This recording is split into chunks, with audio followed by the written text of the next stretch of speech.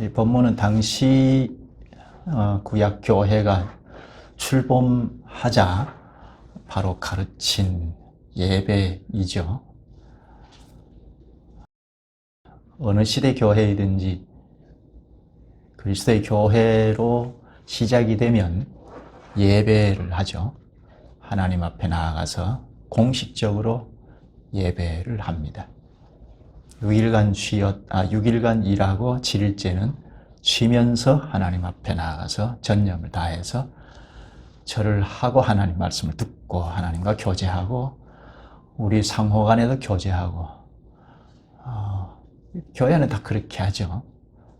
참 교회라면, 그리스도의 교회라면 다 하나님 앞에 나아가서 예배, 공식적으로 예배하는 것, 이걸 아주 중요하게 생각하죠. 가장 중요하게 생각하죠. 공적으로 예배하고 예배가 토대가 되어서 우리 삶의 현실에 여러 곳으로 다 파급이 되지 않습니까?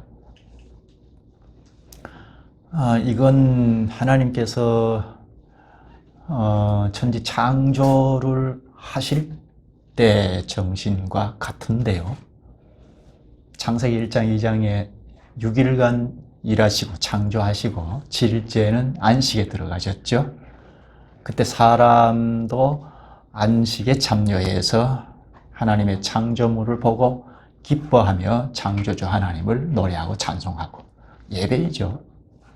6일간 일하고 7일째는 안식에 참여해서 하나님을 높이고 예배하는 요 패턴으로 역사가 진행이 되는데, 물론 창세기 3장에 와서 그게 다 깨져버렸지만, 그러나 하나님께서 다시 아담을 불러내셔서 회복해 가는 역사를 경영해 가시죠. 그래서 구약시대 때는 아예 날 하루를 딱 제껴놓고 이건 거룩한 날이다 해서 날까지 거룩하다 이렇게 제외시켜 놓으시고 6일 일하고 하루 구별 지어 놓은 안식일 날에는 하나님 앞에서 예배하도록 하신 거죠.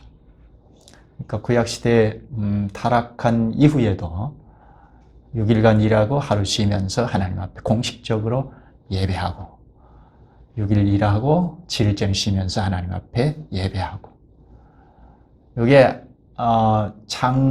창조 때 창세기 1장 2장에서 창조 규례로 주신 건데, 이건 오늘날에도 역시 날 하루를 따로 정하여 예수 그리스도 안에서 연합하여 하나님 앞에 공식적으로 예배하죠.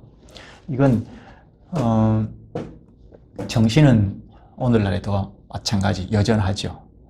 물론 구약시대처럼 날 하루를 딱 떼내어서 다른 날보다는 특별한 날처럼 그렇게 하는 것은 옳지 않죠. 예수 그리스도께서 오셔서 안식일 그 날 자체도 다 성취하시고 이제 그리스도 안에서 안식이 시작이 되었기 때문에 날의 의미는 없어져 버렸죠. 그러나 창조 규례로 주신 것처럼 6일간 일하고 7일째는 쉬면서 하나님 앞에 나와서 예배하고, 또다시 6일간 일하고 하루를 쉬면서 하나님 앞에 나와서 예배하고 하는 이 패턴은 그대로 유지가 됩니다. 그러니까 안식일의 정신은 지금도 살아있다는 겁니다. 날 하루를 지킨다는 것은 예수 그리스도 안에서는 다 사라졌고 우리가 다 그리스도 안에서 안식에 참여한 자이죠. 시작이 되었죠. 영광의 나라, 즉 영원한 안식의 나라를 목표하고 6일간 일하고 7일째 안식을 맛보고 이렇게 영원한 안식을 향하여 전진해 나가는, 그러니까 안식에 이미 시작이 돼서 전진해 나가는 이런 삶이기 때문에 날 하루를 따로 떼내서 특별한 날로 생각하는 건 옳지 않고, 예수 그리스도 안에서 이미 안식에 들어간 자들이 시공간의 제한 속에 있기 때문에 이 땅 위에 있는 동안은 하루를 약속의 날로 정해서 안식의 정신을 잘 지키고 무엇보다 모든 세상을 뒤로 하고 하나님 앞에 공식적으로 예배하는 이 정신은 지금도 있다 하는 겁니다. 코로나 때문에 연합회에서 공식적으로 예배하는 것도 아주 많이 훼손돼 버렸는데 이 정신은 우리가 늘 잃지 않아야 하겠습니다. 예배한다 할 때는 하나님 앞에 나아가는 건데, 그럼 하나님 앞에 나와서 우리 왔습니다, 절 받으십시오 하면 하나님은 오냐 하시는가 하는 겁니다. 그렇지 않죠? 예배가 무엇인지를 잘 알고, 즉 하나님께서 예배를 가르쳐 주셨으니까 성경 기록을 통해서 우리에게 명백하게 가르쳐 주셨고, 예배, 기도, 찬송, 헌금, 설교, 축도 이게 무슨 뜻이 있는지, 어떤 뜻으로 이런 절차를 따라서 하나님 앞에 절을 하는지 하나씩 잘 배워서 하나님 앞에 나와야 하나님께서 받으시겠다 하는 것, 이건 우리가 익히 잘 알고 있습니다. 그런데 구약 교회도 출범하자 예배부터 하나님께서 가르치셨죠. 그게 레위기인데 지금 우리가 보고 있습니다. 물론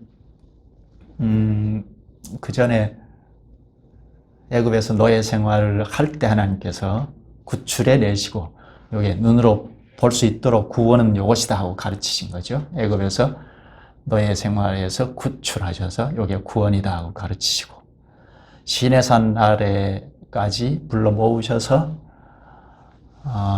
출애굽기 19장부터 24장까지 내용이 언약을 재개를 하는 내용이잖아요.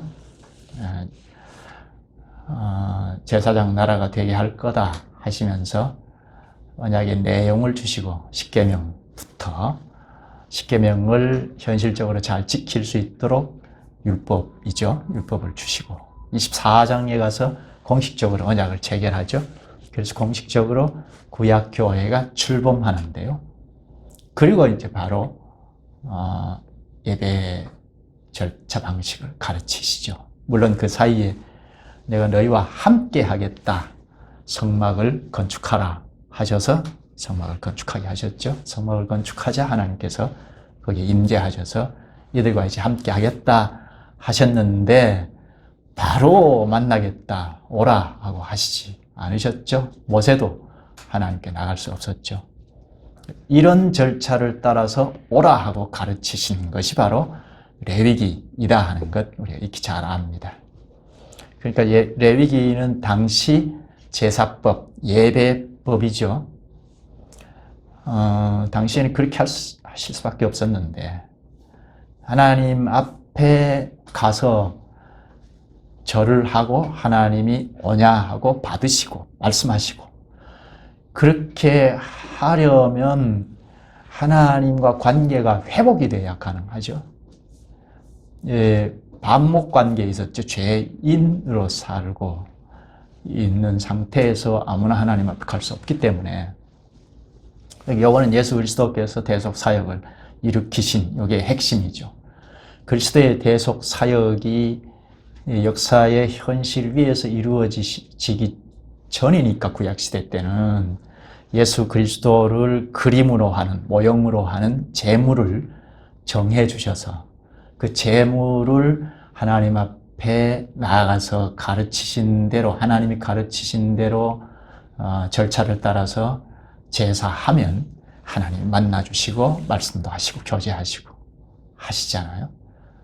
그래서 구약시대 때 예배 방식은, 핵심은 예수 그리스도 안에서 하나님과 화목한 자들이 하나님과 교제하고 예배한다 하는, 그걸 그림으로 가르쳐 주신 게 제사법입니다.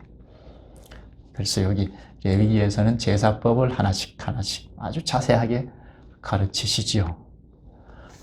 제사를 통하여 하나님과 화목한 자들이 하나님을 노래하고 찬송하고 이런 것들이 이제 쭉 따라가는데요.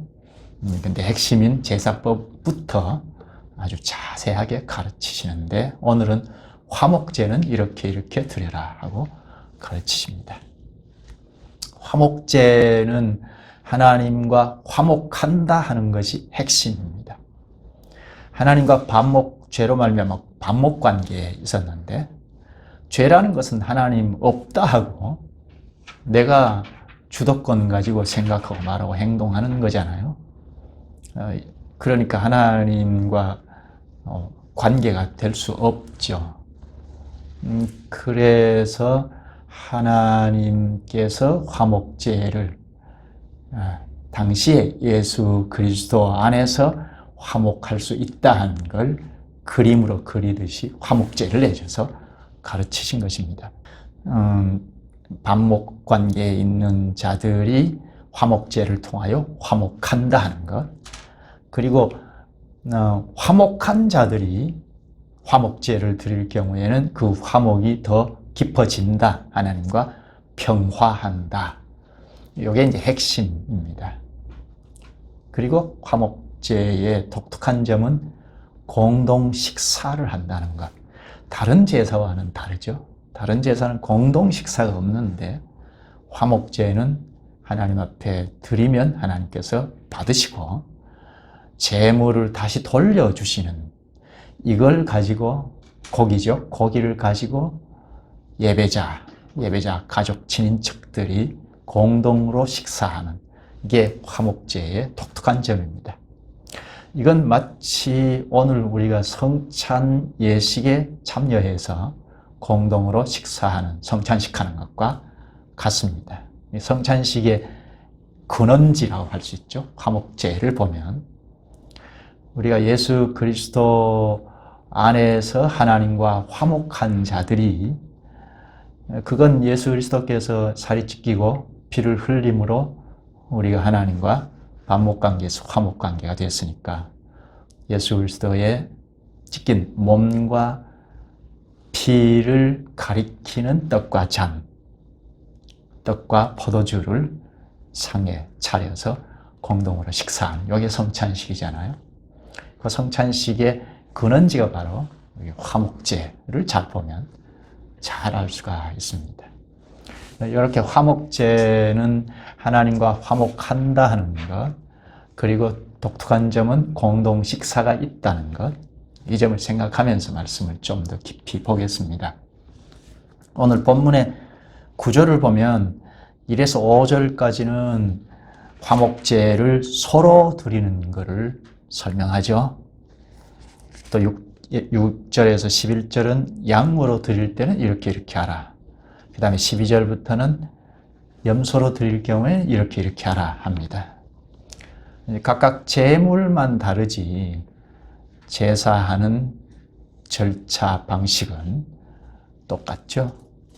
소나 양이나 염소나 숫것이나 암것이나, 다른 제사, 지난번에 본 번제에서는 숫것을 드리라고 했는데 여기는 숫것이나 암것이나 무흠한 것으로 여호와께 드리라 합니다. 그러니까 제물이 다른데 드리는 방식은 똑같은 방식과 절차로 제사하라 하고 가르치십니다. 그리고 마지막 17절은 기름과 피를 먹지 말라는 말이 추가가 되고 대대로 지킬 영원한 규례라고 가르칩니다. 대대로 지킬 영원한 규례, 이거는 중요한 원칙을 강조할 때 덧붙이는 말입니다. 그러니까 화목제는 이렇게 하는 거다 하고 가르치신 것이 중요한 원칙이라는 거죠. 여기 번제나, 지난번에 본 번제나 소제는 의무적으로 드리는 제사였는데요. 아침 저녁으로 드리는 제사였는데 여기 화목제는 필요할 때, 예배자가 원할 때 드립니다. 감사할 때 감사제를 드리고 또 서원할 때 서원제를 드리고 자원할 때 자원제를 드리고 합니다. 본문에는 이런 설명은 없는데요. 감사제, 자원제, 서원제 이런 설명은 없는데 7장에 가면 자세하게 설명을 합니다. 6장, 7장은 제사장 관점에서 가르치신 건데요. 1장에서 5장까지는 예배자의 관점에서 가르치고 6장, 7장은 제사장 관점에서 가르칩니다. 그러니까 그 제사 방법은 똑같은데 관점은 달리해서 가르친 거니까 1장에서 5장을 예배자의 관점에서 보지만 6장, 7장 제사장 관점에서 말하는 것도 같이 보는 것이 훨씬 명료하게 깨달을 수 있죠. 7장으로 가서 좀 볼까요? 7장 가서 7장 15절을 보면 7장 15절 감사함으로 드리는 화목제물의 고기는 드리는 그날에 먹을 것이요 조금이라도 이튿날 아침까지 두지 말 것이니라. 이거는 감사하면서 드리는 감사제를 말하죠. 감사제는 고기는 드리는 그날에 다 먹어라 합니다. 제사하는 날 다 먹어라. 16절에 그러나 그의 예물의 제물이 서원이나 자원하는 것이면 서원할 때 서원 또 자원 서원 자원 서원은 하나님 앞에 내가 원하는 것이 있어서 이렇게 해 주십시오. 그럼 내가 이렇게 하겠습니다 하는 서원하는 거. 서원할 때 제사하고 또 서원을 들어주셨을 때 제사하는 이게 서원제입니다. 그리고 자원이라는 건 자원해서 제사하는 거. 이걸 자원제라고 하죠. 서원제, 자원제는 이어서 보면 그 제물을 드리는 날에 먹을 것이요 남은 것은 이튿날에도 먹되 17절에 그 제물의 고기가 셋째 날까지 남았으면 불사를 지니 서원제, 자원제는 늦어도 이튿날까지는 다 먹으라 하죠. 남으면 불살라라 하십니다. 감사제는 그날 다 먹으라 하고 서원제, 자원제는 이튿날까지 다 먹어야 한다 하고 남으면 불살라 처리해야 한다 합니다. 왜 그랬을까? 이건 뒤에 좀 보기로 하고요. 또 하나는 번제는 숫것을 드리라고 했는데요. 여기 화목제는 숫것이나 암것이나 상관없이 드릴 수 있죠.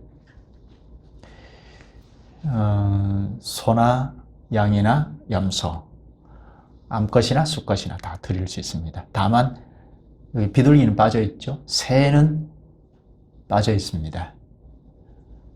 그러니까 화목제에는 작은 새는 드려라 하는 말이 없어요. 이건 왜 그랬을까? 이건 아마 얼른 생각할 때 화목제는 공동 식사가 독특한 점이잖아요. 그러니까 작은 새들은 공동으로 식사하는 데는 턱없이 부족하니까 빠뜨린 게 아닌가 싶어요. 화목제 절차를 한번 볼까요? 첫째는 예배하는 자가 흠 없는 가축, 사냥하는 고기는 안 되고 가축을 여호와 앞으로 가져옵니다.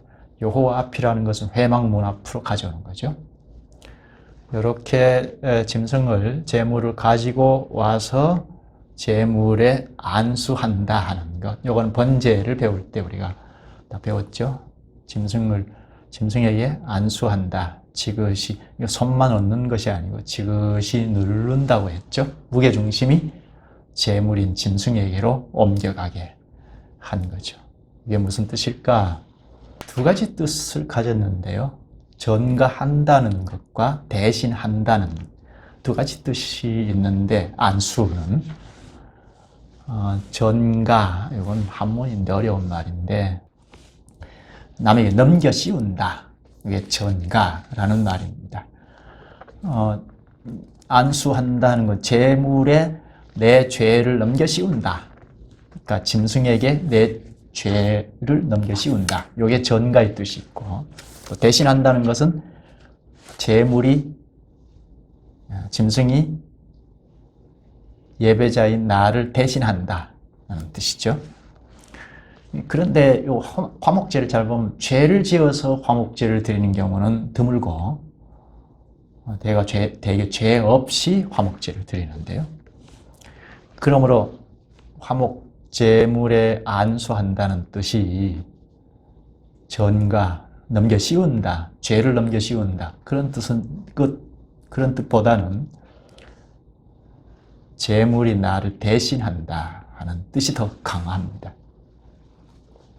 마치 예수님께서 우리 죄를 대신하여 죽는 걸, 죽으신 걸 철저히 하는 것과 같습니다. 이렇게 안수하는 것. 이것은 내 대신 제물이 죽을 거라 하는 겁니다. 그래서 지그시 누르면서 안수합니다. 이렇게 안수한 다음에 제물을 잡습니다. 예배자가 제물을 잡죠. 제물을 잡으면 제사장이 피를 받아서 제단 사면에 뿌립니다. 그 사이에 예배자는 동물의 가죽을 벗기고 토막을 냅니다. 토막을 낸다는 것은 본문에는 나오지 않는데 앞에 번제를 배울 때도 봤죠. 여기까지는 다른 제사와 똑같습니다. 번제와도 똑같죠. 그러니까 제물에 안수하고 제물을 토막을 내고 조각을 내는 것, 여기까지는 다른 제사와 똑같습니다. 이후부터는 번제 의식과는 다르게 진행이 되는데요. 번제는 동물 전체를 제단 위에 올려서 태웠지 않습니까?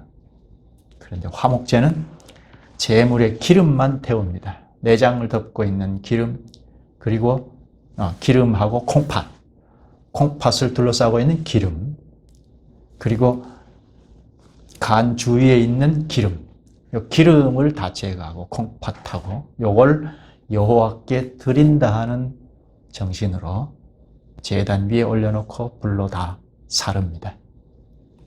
양으로 드릴 경우에는 꼬리 부분의 기름까지도 제거해서 다 태웁니다. 기름은 당시에 제일 좋은 제물로 여겼기 때문에 하나님 앞에 제일 좋은 걸로 제사한다는 것입니다. 이렇게 기름은 다 제거해서 하나님 앞에 드린다는 뜻으로 태우고, 그리고 가죽과 가슴, 그리고 뒷다리 오른쪽, 요건 제사장이 먹습니다. 그 나머지 제물은 다 예배자에게 돌려주는데요. 그래서 예배자가 가족과 친척들이 함께 공동 식사를 합니다. 이것도 여기 본문에는 없는데 7장으로 가서 보면 제사 드리고 남은 것을 어떻게 하는지 자세하게 가르치는데요. 31절을 한번 보겠습니다. 7장 31절. 그 기름은 제단 위에서 불사를 것이며 가슴은 아론과 그의 자손에게 돌릴 것이며 또 너희는 그 화목제물의 오른쪽 뒷다리를 제사장에게 주어 거제를 삼을지니, 기름은 불사르고 여기 가슴은 아론과 그의 자손에게 돌릴 것이며, 제사장들이죠. 제사장에게 돌리고, 그리고 나머지 고기는 예배자, 예배 가족들, 친인척들이 함께 공동 식사를 합니다. 이렇게 함께 공동 식사를 하는 것으로 예배는 마무리가 됩니다. 화목제가 끝을 맺습니다. 공동 식사에는 그냥 무단으로 아무나 참여하는 것이 아니고 화목제를 합당하게 드린 자들이 참여합니다. 만약 부정한 자들이 공동 식사에 참여하게 되면 그 공동체에서 끊어집니다. 이스라엘 교회에서 끊어집니다. 이건 출교이죠. 징계를 한다는 거죠. 마치 이것은 오늘 성찬에 부정한 자가 참여했을 때 권징을 하는 것과 같습니다. 여기 제물의 콩팥 그리고 기름 부위는 다 제거해서 태운다고 했는데 하나님 앞에 드린다고 했습니다. 그 나머지 고기는 가슴과 뒷다리는 제사장들이 먹고 그 나머지 모든 고기는 예배자 그리고 동참자들이 함께 식사를 한다고 했습니다. 근데 여기 피와 기름은 먹지 못하게 하셨는데요. 왜 그랬을까요? 피는 당시에 다 생명과 직결이 돼 있다고 생각했는데 피를 흘리면 생명이 죽잖아요. 그래서 피를 못 먹게 했고, 기름은 제물 중에 당시에 가장 좋은 제물로 여겼기 때문에 먹지 못하고 하나님께 돌리도록 하신 것입니다. 그러니까 하나님께 최상의 것을 드린다는 건데, 제물은 예배자와 동일하다고 했죠. 예, 지그시 눌러서 안수하면 대신한다. 이건 동일하다는 거죠. 일치된다는 거죠. 그러니까 기름이 제물의 최상의 것인데, 기름을 여호와께 드린다는 것은 나의 최상의 것을 드린다는 것이 되죠. 그리고 콩팥은 왜 하나님 앞에 드린다는 뜻으로 태웠을까? 추측하기는 콩팥이 마음 중심 자리로 생각했기 때문인 것 같습니다. 그러니까 예배자의 마음 중심 자리, 그 마음 중심을 여호와께서 받겠다, 그런 뜻이겠다 싶어요. 화목제는 대개 죄와 상관없이 드리는 제사입니다. 그런데 죄와 관계해서 죄 때문에 드리는 화목제라면 이 화목제는 관계 회복이라는 뜻입니다. 죄 때문에 하나님과 관계가 깨졌으니까 화목제를 드림으로 관계가 회복이 된다는 것입니다. 죄 때문에 화목제를 드릴 경우에는 관계 회복이다 하는 것 생각해야 하겠고요. 그 이스라엘 공동체도 하나님께서 일방적으로 사랑하셔서 애굽에 있는 백성들과 이스라엘 자손들이 뭐 다른 것이 없는데 다 같이 죄인이고, 그런데 애굽민보다는 이스라엘 자손들을 선택하여 불러내셨지 않습니까? 이것은 일방적인 사랑이죠. 하나님의 사랑인데요. 하나님께서 사랑하셔서 불러내셨고 언약을 체결했는데 그 언약이 깨뜨려져 버렸다면 관계가 이제 어그러졌으니까 이때 이제 화목제를 드리면 관계가 다시 회복이 된다 하는 뜻입니다. 여기 화목제라는 히브리 말은 샬롬, 우리가 많이 쓰는 거죠. 샬롬, 평화라는 말과 같은 어원에서 파생된 말입니다. 그러니까 말의 근원을 타고 들어가 보면 같은 어원에서 샬롬, 평화, 화목제 파생이 됐다는 겁니다. 샬롬, 평화, 이것은 무슨 전쟁을 하는 것에서 전쟁하지 말자, 평화하자, 그런 뜻으로 쓰는 것이 아니고, 그 정도가 아니고, 여기 샬롬, 평화라는 말은 육신은 물론이고 영혼까지도 평화하는 걸 말합니다. 영혼과 육신이 다 평화롭다 하는 겁니다. 이건 이 세상에서 찾을 수 없죠. 그래서 하나님께서 화목제를 내셨습니다. 하나님과 관계에서 화목, 평화하면 평화가 시작이 될 수 있다는 뜻으로 화목제를 내신 것입니다. 나중에 그리스도께서 화목제의 실체가 그리스도이죠. 그리스도께서 십자가에 화목 제물이 되셔서 죽으셨는데요. 그래서 그 그리스도 안에서 하나님과 화목할 수 있죠. 대속 사역을 믿는 자들, 받아들이는 자들이 하나님과 화목 관계가 되잖아요. 근데 당신은 예수 그리스도께서 화목 제물이 되시기 역사 속의 현실로는 이전이니까 예수 그리스도 화목 제물의 실체이신 예수 그리스도의 그림인 걸 놓고 화목제라는 걸 가르치신 것입니다. 그것으로 하나님께서는 화목하신 것이고, 그러니까 화목제의 실체가 예수 그리스도인데 예수 그리스도께서 희생제사, 화목제사를 드렸다는 것인데, 이건 우리 쪽에서는 가능할 수가 없기 때문에, 하나님과 화목할 수 없기 때문에 하나님께서 일방적으로 화목 제물을 십자가에 내어 버리시고 우리를 일단 구원하시고, 재창조이죠. 구원하시고 그러니까 구원된 자들이 그리스도 안에서 하나님과 화목하고 나갈 수 있도록 하셨는데, 당신은 화목제가 그런 역할을 했던 거죠. 그러니까 이렇게 화목제를 통하여 하나님과 화목이 된 자들은 하나님과 나와 상대해서 화목, 평화이다 하는 것으로 끝나는 것이 아니고, 하나님과 화목, 평화한 자들과 상호 평화가 이루어지는, 이게 화목제에서 공동 식사에서 극적으로 나타나는 겁니다. 여기 죄 때문에 드리는 화목제는 이렇게 관계 회복이고, 둘째, 죄와 관계없이 드리는 화목제물. 대개 그런데요. 대개 죄와 관계없이 화목제를 하는 경우인데요. 7장에 보면 세 가지를 말합니다. 앞에서 말한 것처럼 감사제, 또 자원에서 드리는 자원제, 또 서원할 때, 또 서원이 이루어졌을 때 드리는 서원제. 요걸 좀 더 설명하는 사람이 있는데요. 감사제, 요거는 과거에 하나님으로부터 감사할 일이 있어서 드리는 감사제.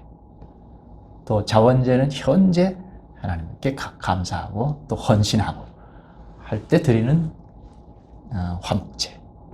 서원제는 미래에 하나님께서 이루어 주실 걸 기대하고 또 이루어 주셨을 때 하는 제사, 화목제 드리는 서원제. 이렇게 나누는데 굳이 이렇게 나눌 수 있을까? 뭐 그렇게 해도 상관은 없겠습니다. 서원제를 대표로 하나 말한다면 우리가 너무나 잘 아는 한나, 사무엘인 경우입니다. 사무엘상 1장에 보면 한나가 자식이 없어서 아들을 주시면 하나님 앞에 다 바치겠습니다 하고 서원하지 않습니까? 근데 하나님께서 그 기도를 들으시고 아들을 주셨을 때 성전이 바치죠. 사무엘 젖대자마자 하나님 앞에 바치죠. 바치면서 한나가 소를 3마리 잡아서 제사하고, 그리고 포도주를 한 부대 바치면서 제사합니다. 이게 이제 서원제, 대표로 말할 수가 있습니다. 이렇게 죄와 상관없이 드리는 화목제는 하나님과 언약 관계가, 그러니까 죄가 없으니까 화목 관계인데, 이 관계가 더 깊어지고 향상이 되는 걸 나타냅니다. 화목제를 드림으로 하나님과 관계에서 사랑이 더 돈독해지고 더 깊어지고, 그리고 요 관계에 하나님과 관계가 평화하는 사람들과의 관계도 더 높은 차원으로 발전하는, 이게 이제 죄가 없이 드리는 화목제의 특징입니다. 그런데 여기 본문을 잘 보면 여기 화목제에도 피 뿌림이 있잖아요. 피를 제단에 뿌린다 하는 것은 죄와 관련이 있고 속죄와 죄 사함과 관련이 있는데, 죄 없이 드리는 화목제에도 피 뿌림이 있거든요. 이것은 왜일까? 피 뿌리는 건 속죄와 관련이 있는데 화목제에서는, 죄 없이 드리는 화목제는 속죄와는 관련이 없잖아요.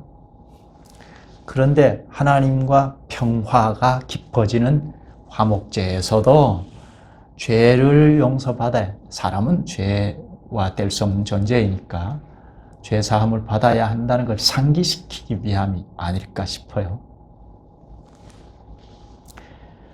앞에서 말한 것처럼 화목제는 공동 식사가 특징입니다. 7장에 보면 15절에서 18절에 보면 화목제의 고기를 빨리 먹어야 한다는 걸 가르치죠. 앞에서 우리가 잠깐 짚었죠. 뒤에 좀 더 보자 했는데, 감사제일 경우에는 그날에 다 먹어라 했고, 또 서원제, 또 자원제, 이것은 그 이튿날까지 다 먹어라, 남기지 말아라 했거든요. 당시에 고기를 먹는다는 것은 매우 드물었습니다. 매우 가치 것이기 때문에 사치로 생각하는 경우가 많았는데요. 그런 가치 있는 고기를 조금이라도 비축이 하지 말아라. 왜 그랬을까? 다 먹어야 한다. 이건 하나님의 관대함을 극적으로 나타내는 것이 아닐까 싶어요. 하나님은 넉넉하게 다 베풀어 주셔서 잔치하라 하는 뜻이 아닐까 싶어요. 자기 백성에게는 관대하다는 것입니다. 조금 더 남겨놓지 말고 예배자 친인척들과 함께 잔치하라는 뜻이겠다 싶어요. 또 하나는 남기면 상하잖아요. 부패하잖아요. 그러니까 부패한 걸 가까이 하면 부정이라고 생각했던 당시 하나님께서 부정하면 안 되니까 만약에 남으면 불로 다 태워라 하신 것입니다. 요 화목제는 하나님께서 예배를 받으셨다는 응답의 식물로 주신 건데 그 식물로 되돌려 받은 것을 같이 식사를 하게 되는데 공동 식사하면서 화목제는 절정에 이르고 끝을 맺습니다. 종결이 됩니다. 공동 식사를 하면서 하나님과 평화, 화목이 더 깊어진다 하는 걸 극적으로 천명하는데요. 화목제 예배를 드리면 고기를 다시 돌려받아서 공동 식사하는 이 공동 식사는 첫째는 하나님께서 우리의 예배를 받으셨다 하는 확증이 되고 그리고 하나님이 우리의 예배를 받으시고 화목 관계가 되었다 하는 것이 천명이 되죠. 그리고 우리끼리도 하나님과 관계에서 평화하는 사람들끼리 교회원들이죠. 교회원들끼리도 평화한다 하는 것을 극적으로 나타내 보이는 겁니다. 이건 마치 하나님과 화목한 자들이 성찬의 자리에 앉아서 떡과 포도주를 먹고 마시는 것과 똑같다 했습니다. 말씀을 시작하면서 말씀드렸죠. 우리는 하나님과 반목 관계에 있는데 예수 그리스도께서 화목 제물이 되셨기 때문에 하나님과 화목 관계가 되었죠. 그래서 이렇게 하나님과 화목 관계에 이른 교회원이죠. 교회원들은 예수 그리스도께서 찢기신 살을 가리키는 떡을 차리고 흘리신 피를 가리키는 포도주를 놓고 공동 식사를 하는 성찬식이 그렇죠. 우리가 하나님과 화목한 자들이다. 그러니까 하나님과 화목한 자들이 아니면 요 새 언약의 잔치상에 앉을 수가 없죠. 하나님과 화목 관계에 이른 자들이다 하는 자들이 성찬식에 다 앉아서 잔치하는, 그러니까 성찬식은 잔치이죠. 성찬 예식, 떡과 잔을 가리키는 예수 그리스도의 몸과 피, 요 성찬상에 앉는 자들은 첫째는 하나님과 관계에서 평화하는 자다, 화목한 자들이다 하는 것. 그러므로 상호 화목하는 잔치를 나누는 것. 이게 성찬 예식이죠. 여기서 참 평화가 이루어지는 거죠. 이게 교회 본질이에요. 교회 본질이 뭐죠? 오늘 코로나 때문인지 뭐 여러 가지 파괴된 게 많아서 특히 예배 같은 것도 파괴되어서 또 설교도 대언이 아닌 설교가 즐비하고 하니까 본질로 돌아가자, 본질로 돌아가자는 얘기를 아주 많이 하는데 교회 본질이 뭐죠? 교회 본질, 성도의 교제인 것을 우리가 잘 압니다. 성도의 교제는 우리가 서로 앉아서 같이 밥을 나눠 먹고 종종 친목 도모를 하고 하기 이전의 문제이죠. 하나님과 화목한 자들이 상호 화목하는 교제. 그러니까 그리스도로 말미암아 하나님과 관계가 회복된 자들, 평화하는 자들이 교제하는 게 이게 성도의 교제이죠. 그러니까 성도의 교제에서는 그리스도가 빠지면 교제가 아니죠. 성도의 교제의 핵심은 그리스도와 함께 교제하는 거다 하는 겁니다. 여기까지 하죠. 기도하시죠.